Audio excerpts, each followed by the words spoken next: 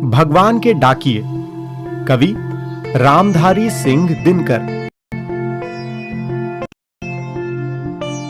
इस कविता में रामधारी सिंह दिनकर जी ने मनुष्य को प्रकृति के माध्यम से एकता और आपस में प्रेम करने की प्रेरणा दी है।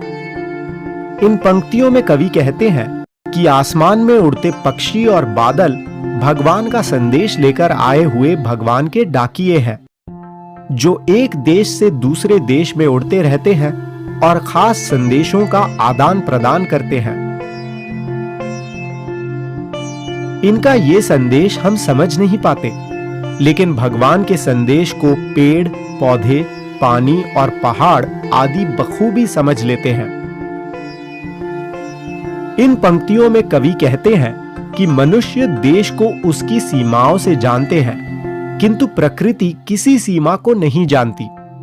इसलिए एक देश की धरती अपनी सुहानी सुगंध दूसरे देश को भेजती है।